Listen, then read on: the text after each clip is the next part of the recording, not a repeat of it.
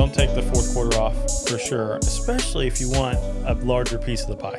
Seriously, like, I don't know why people are surprised every year by this, but like, there's gonna be a down month, and that down month could be really bad or it could be not so bad. And so my goal is to understand, I may only close 2 or 3, but there's a lot of people with a big old goose egg that aren't closing any. Yeah. And so it's just being that much more proactive to make sure you are getting those closings every single month and not having that goose egg, because that affects your entire year. Yeah. Nobody likes to have a goose egg month. Well, and I'll say if you want a good Christmas, right now is the time to start working. Oh, yeah, for sure.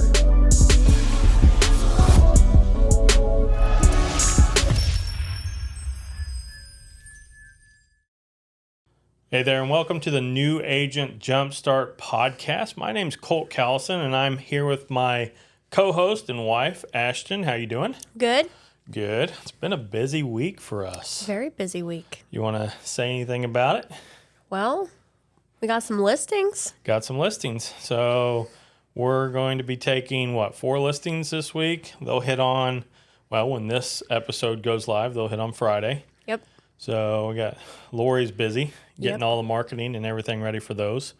So 4 listings in 1 week. That's a good week for us. Yeah. So, and then we were looking ahead at the end of this month on the 24th, we have 4 closings between you and I. So that's a good day. I think we'll bring in, what was it? It was about 27 or something thousand in one day. Yeah, that was a good day. That's going to be a good day. Yeah. So the most I've ever sold is 5 in one day. That's putting them under contract all in one day. I remember that. It was over the weekend, and on a Monday I had one after another just come in, negotiated them, and it's 5 in one day. And by about 1 o'clock in the afternoon, I was done for the day, and I went and celebrated. I can't remember my best day as far as getting them under contract, but I have a really bad habit of getting in like a groove and scheduling a bunch of closings for like the same 2 or 3 days and making it chaotic for myself. But it's a good type of chaotic. It's a good day. They're good days. I like closing days. Yeah. So, for everybody that's listening, so this is New Agent Jumpstart. If you're here for the first time, welcome to the podcast. So we do this every week. Have something, either you and I, or we have a guest on here. Like last week, we had Tara Ritter from Security First Title. So a lot of YouTube shorts out of that we talked about solar panels. Yeah, apparently solar panels and scam is like a really big subject right now. That's a key word, man. We got quite a few subscribers off that. And speaking of subscribers, if you like the content that we got here, hit that like button and subscribe to the channel. So we are all about helping brand new agents get started in their business. Or existing agents that haven't hit the 6-figure mark. We're helping them get to that level. We're just open and transparent here on the show. And, we just talk about real world things that we're going through, things that we're doing that are working and not working. And, we just want to help people get to that level. So if you're above 6 figures a year, this is not for you. I mean, there's some cool things that you could probably learn and everything, but you're just not our focus, right? Our people that we're trying to help. So, speaking of helping, so something that I've been working on, you've known about this for a while now. New Agent Jumpstart originally was going to be a course. Yeah. And I love coaching new agents, everything like that. It's kind of a passion of mine, seeing other people grow. I remember for the longest time you used to get mad at me because it's like you're not getting anything. Oh, yeah. Good gosh. It's like a line at your door. So I was always helping people, but yet I wasn't working on my own business, so you got frustrated with that. So, but New Agent Jumpstart was originally going to be a course, an online course, and then we decided that we'd give all the information away for free, learning it from a couple of mentors of mine. And so that's what started the podcast. Also, if you go back on the channel, on the YouTube channel, there's a lot of, New Agent Jumpstart, what was going to be in the course. There's a lot of those videos and everything like that. So a lot of helpful stuff already in the YouTube channel. So, but what I've been working on lately is a 90-day challenge. Yeah. It's a group coaching course, and it's 90 days long. And I'm going to launch the first one. What is it? January 6th. Mm-hmm. So right after the first of the year, it's the first Monday of the year. And so we want to take the next 3 months to really talk about this, get people on board, and get 100 people. That's all I want. That's going to be the max. If you're one of the 100, you'll get, half off just for being part of basically the test group in the pilot program.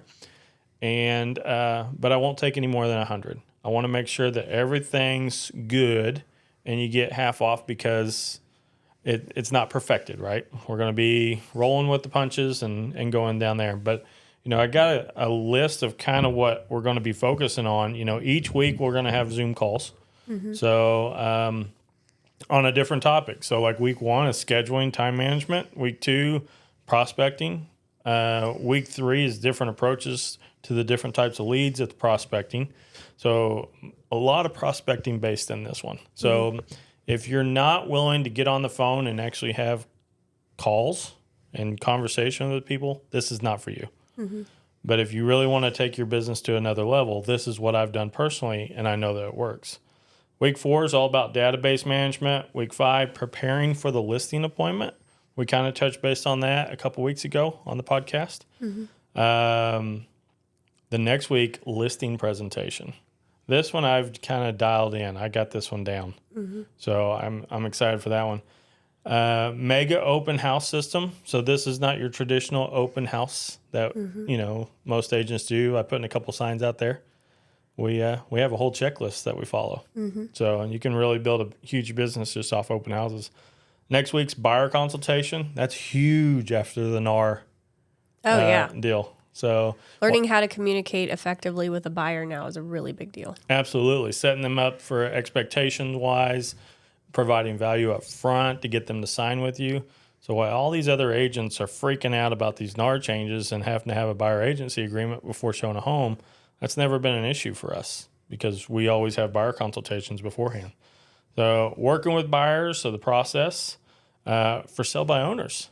So I just listed one of the ones that are going live for sell by owner. That was awesome. A cold call. So transaction management, so servicing the business, and creating raving fans, building a repeat and referral business. We've done really good at that. The majority of our business is repeat and referral.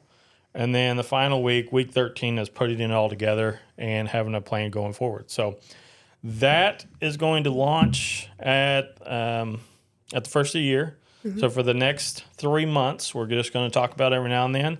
The link, if you want more information about it, or if you want to get on basically the waiting list for that, because I haven't got it all put together yet. I'm still working on, every day you'll get a video, right? Yeah. So let's see, whatever. You have Zoom calls.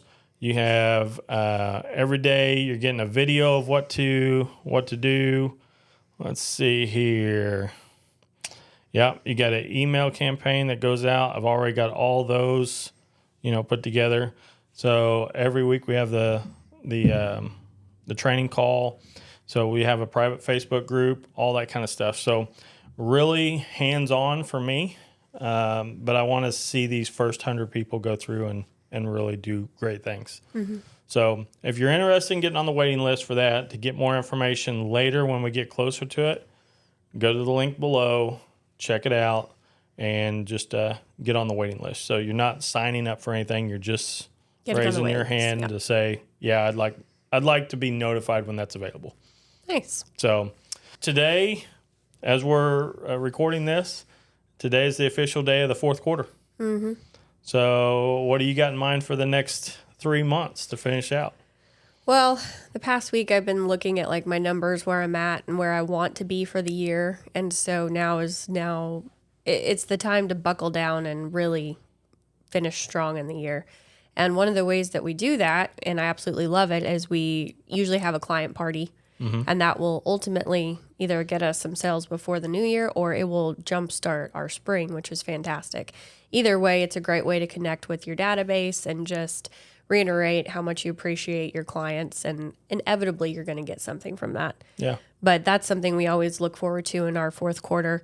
And honestly, like, I just created a to-do list through ChatGPT. It's how can I win the fourth quarter, basically. And it gave us like a breakdown of different activities you can do every single day, which we already know, but it's just reiterating when everyone else kind of slows down, you need to speed up so that you can win the year, basically. It's funny to me how many agents start to slow down this time of year. Yeah. Right? They're all like, okay, the main selling season's over with. And if you look at our transactions in our year, our best month is usually December. Yeah. November, December for sure. Yeah. And it's crazy because if you look at, especially in our market here in Wichita, the MLS data shows that, 25% of the business is still done in the fourth quarter. Yep. The first quarter is slower. Yeah. January is typically a slow month. But for the fourth quarter, 25% of the business, which is a quarter of the business, right? Yeah. And so while everybody else is taking time off, we're still hitting it really hard, right? We're still doing it every day and everything. And we only take just the holidays off, really. Yeah. So No, I find that we are busier throughout the holiday months just because we are staying active instead of taking those days off. Like, we don't let the cold get to us. I mean, if anything, we do more because we don't want to be in the cold. So Yeah. we're inside working. But I don't like to have the down months, January and February. And so I'm very proactive in these end of the year months so that I don't have that starving time frame.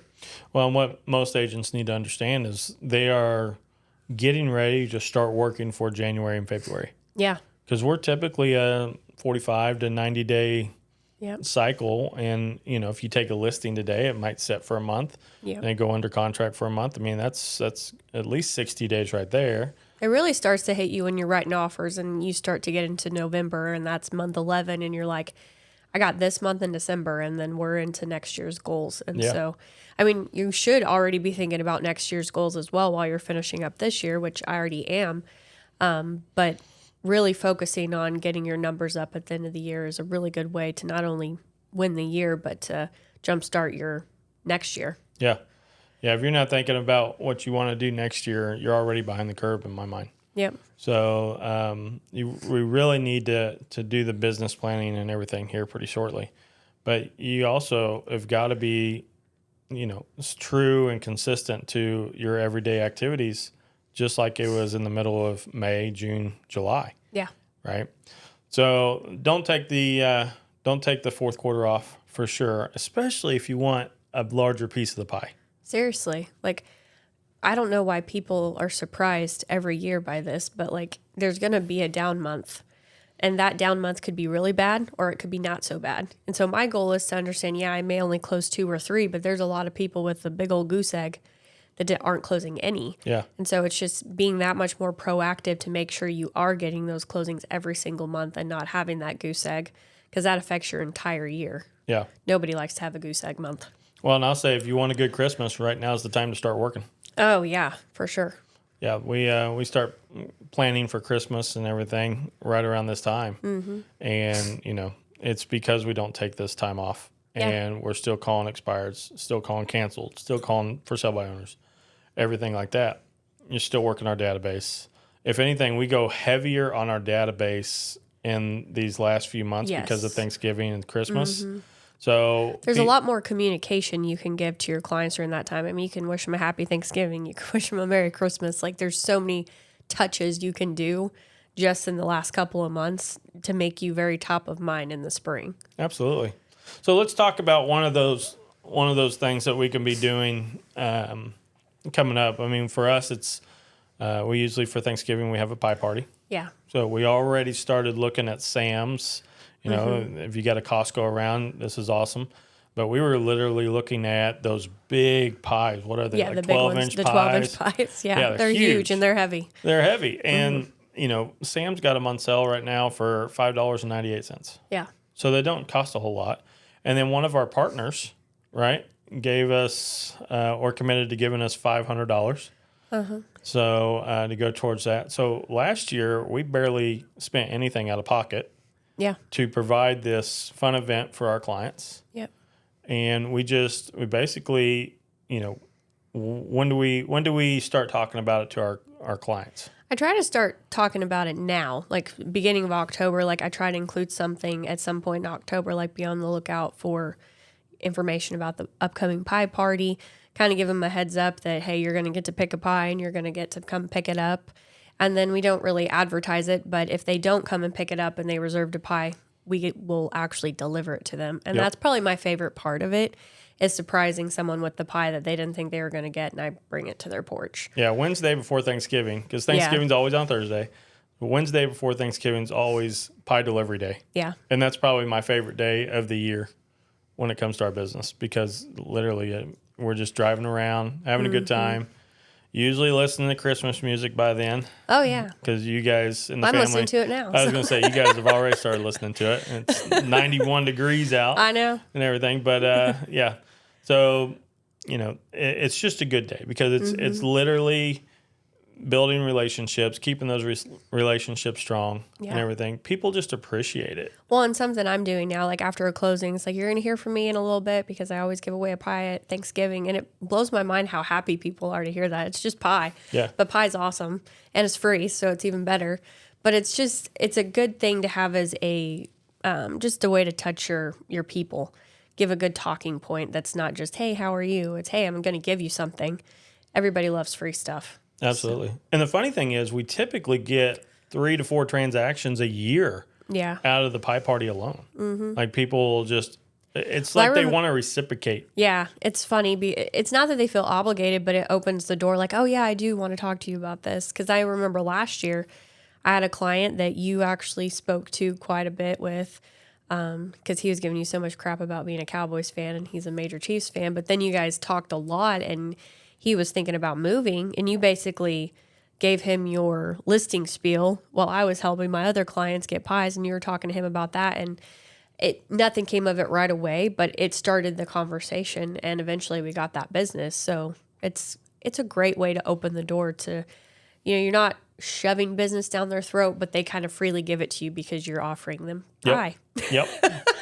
And it's a good way to advertise, because, your monthly newsletter, typically for November, is all about the pie party, right? So they're hearing from you then. They're hearing from you at least another time, usually another mailer to go out, hey, make sure to RSVP for the pie party, right? So there's 2. And then we follow up with texts. Yep. Sometimes a phone call, depending on who it is. But we touch them probably 3 or 4 times before they actually come and get their pie. Absolutely. And then the pie has stickers on it with business cards. Yep. So, or on the plastic cover. But, so yeah, there's all kinds of ways to market for this thing. And then we say thank you for coming to our pie party. The pie party. So, yeah. There's so many touches just in that one party. And then we get to start talking about Christmas. And don't freak out that everyone that you've ever helped is going to all want a pie, because there's multiple people that I've helped that they moved out of state. That isn't even an option. They get a Christmas card, like a Thanksgiving card. That's different. But my local people, usually the ones that I've stayed in really close connection with, those are the ones that come. So I have a pretty large database. And last year, I think I gave away 45 pies. So, that's very manageable. Yeah, we'll probably do more than that this year. You'll For probably sure. do, I would say, close to 60, maybe 70 with how many transactions you've done this year. And then, a lot of my people will show up. Yep. So, yeah, we'll probably give away a little over 100, 125 pies between the 2 of us. Then we got another agent that's here. She does it with us. So, we just make a big event of it. Yeah. And so we set up a table, outside of the office, so they don't even have to come in. They just get out of their car. Or we'll bring it to the window. Just kind of depends on the setup. But it's very non-invasive. It doesn't have to be awkward. It's meant to be kind of a quick deal, quick hello. It's not an awkward thing. But I totally had clients get out of their cars and come talk to me, which I absolutely love, because we have that relationship. Oh, some stayed for a while last year. Yeah. It was kind of hilarious. So I would like to do a little bit more this year, where maybe we have the hot chocolate bar or something. That would be kind of cool. Just something different. It kind of depends on what the weather allows, but it's a fun event to serve others, Yeah. I suppose, just kind of give back. Because honestly, if it weren't for our clients, we wouldn't have a job. No. So there's no reason to not give back to them. And especially if you can get vendors that will participate, and Oh, basically absolutely. it's free. Yeah, and you don't want to abuse people, but like if you send people to regular vendors all the time, like don't be afraid to ask, because everybody's thinking of tax write-offs at the end of the year. Like, Yep. how can I, assist with something and it be used as a tax write-off? So And it you also benefits got- everybody. You also got to think, so for the most part, when we advertise, just like when we do marketing and everything, that's our advertisement, right? We got to find the clients. Well, these vendors that we use, typically their advertisement is to us Yeah, and helping us, service that business. yeah, So that part of their business model is to support agents that they have good vendor relationships with yeah. and really help them with these kind of things. So, I mean, you may think, well, these people will never help them again. Well, they may not never help them again, but you're 100% going to send somebody to them again. So by all means, ask them, be their partner. Yeah. And a lot of people want to be involved in something like that. It makes them look good and feel good. So there's no reason to not ask. Absolutely. So we're really looking forward to that. And we really hit that hard. We'll probably start hitting that pretty hard here in the next few weeks. Yep. We're already planning for it at team meetings and everything. This is a big deal for us. So we really like to go all out with this one. So on top of the pie parties, for me personally, I go especially hard on expireds, canceleds for sell by owners. Yeah.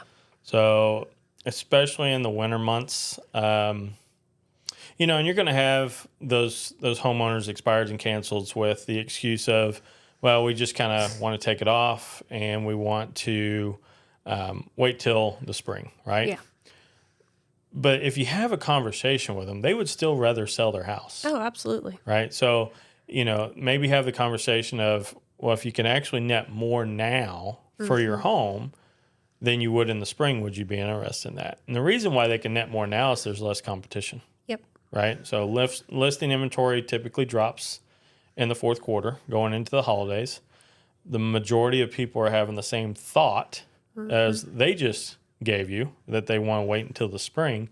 And so would you rather list your home with less competition or more competition? Right. Because more competition, you're going to have to be more,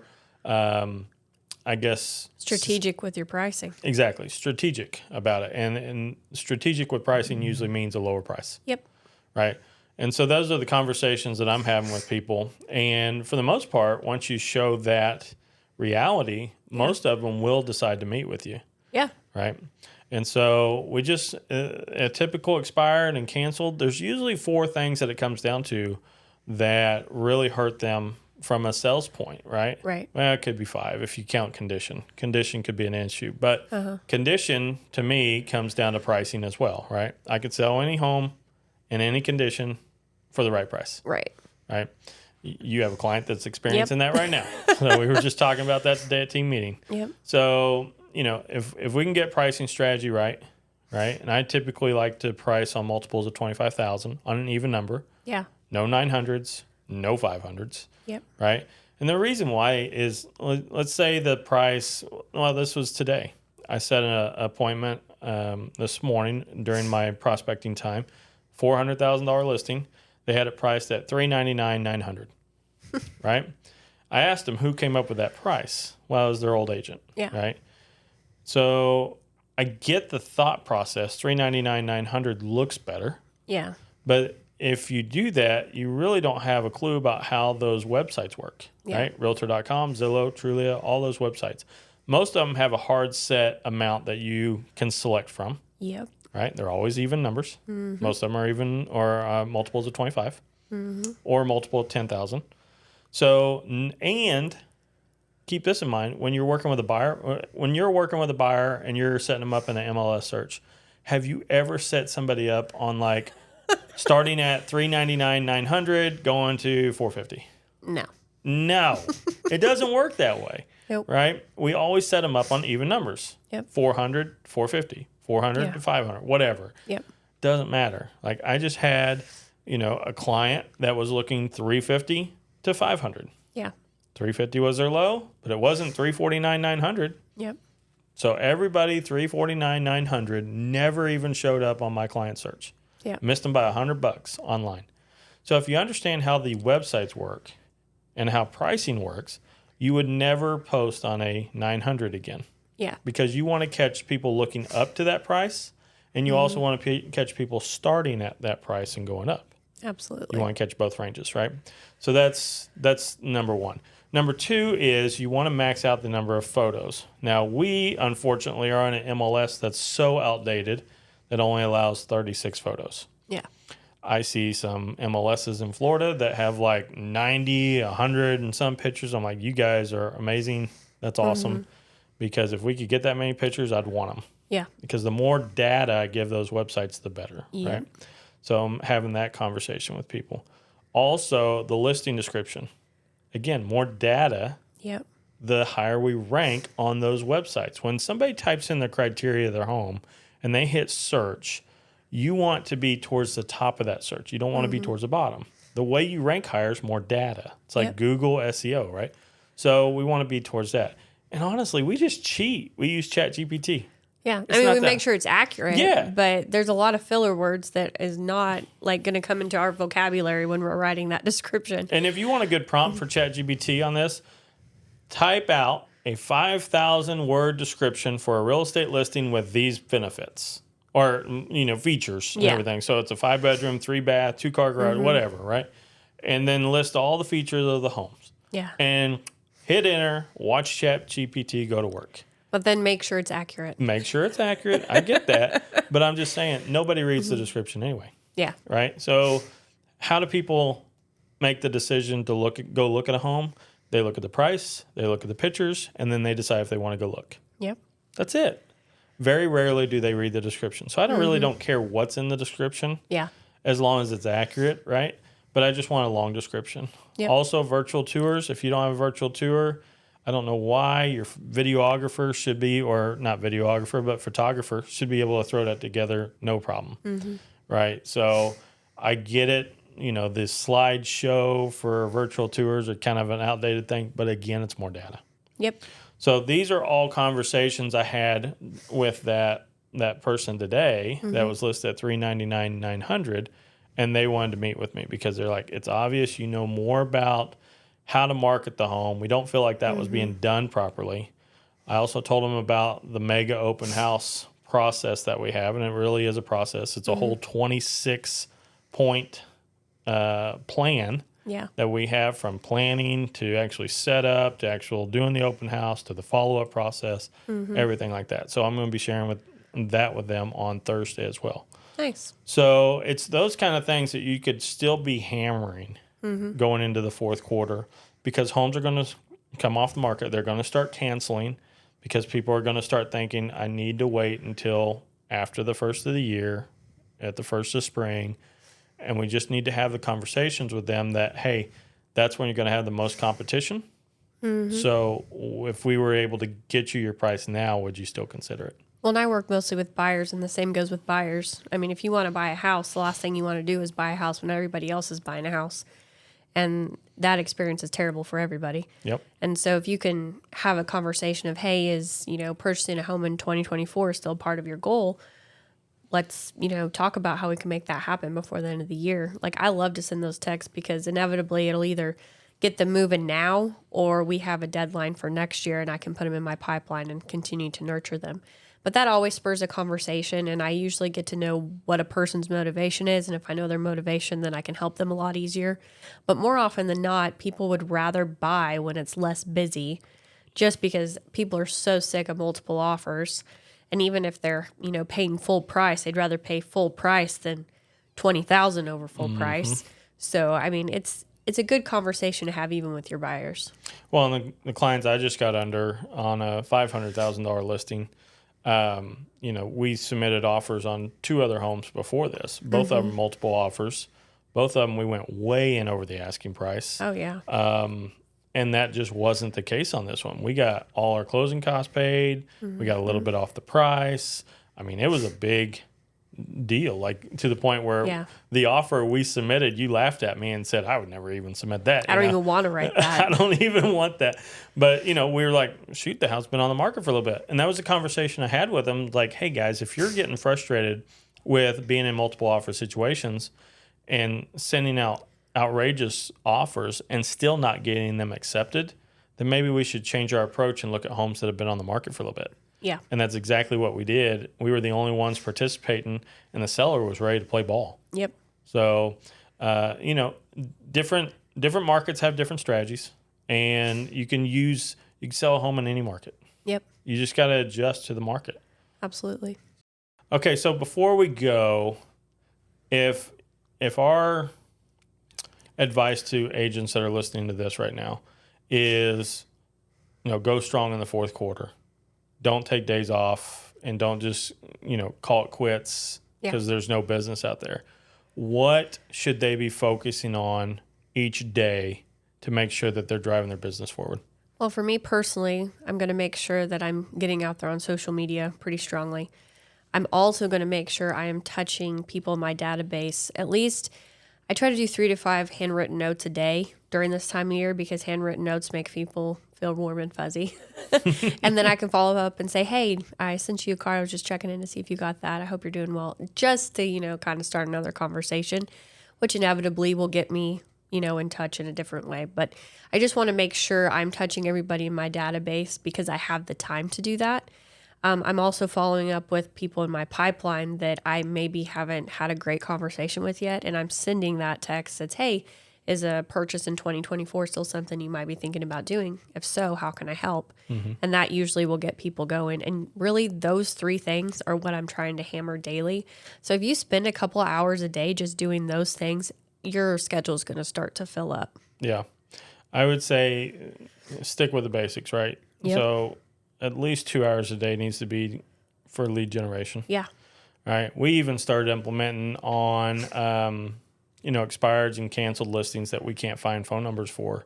We created a mailing campaign. Mm-hmm. And I think it's funny how I created it. I just asked ChatGPT for, hey, if you were to be a marketing director for a real estate company and your focus was to, capture clients from expired and canceled listings, what is a good letter mailing campaign? Yeah. And it spit it all out. I mean, really, that's a cheap way to do lead gen anyways. Right now, as of this recording, 73 cents a stamp. That's still gross. So, but next week it could be $1.50 a stamp. We don't know. Don't say that. But, for my whole mailing campaign, I don't know if I'll get anything out of it or not. It's something new we're messing with. But it's about every 3 days we're sending something. So it's a month long. Yeah. And it'll cost me $7.30 a person, probably. Person, yeah. So if we got to do that on 100, what is that? $730. And if my average price point's, close to $300,000, that's $9,000. That's worth it. That's worth it. So yep. I will definitely spend less than $1,000 to get one listing. Well, and the key with anything that you do is consistency. So if you continually do the same thing and put effort into it, you will get something from that. Yeah. But if you only do it that first time or second time and you don't see it to the end, you just threw your money away. So if you're going to start something, make sure you finish it. Yep. Yeah, we're definitely in it for the long run on this, and we'll see how it goes. We'll keep bringing it up every now and then here on the podcast on what we've got from it and everything. We track everything we do. We want to make sure that we're getting a good rate of return and not just throwing our money away. Absolutely. So, anything else you got for this one? I know it's not the longest one we've done by any means, but I think it's good, solid advice for the fourth quarter. For the fourth quarter, going into the fourth quarter strong. So if you like what we're talking about today, and this is kind of up your alley, do us a favor. Hit the subscribe button and, keep coming back every Friday for this. We love helping new agents and everything. Do us a favor, help us out by hitting the like button as well and pushing the algorithm with this video. So until next week, you got anything? I think we're good. I think we're good. Hey, we'll see you guys next week. Bye.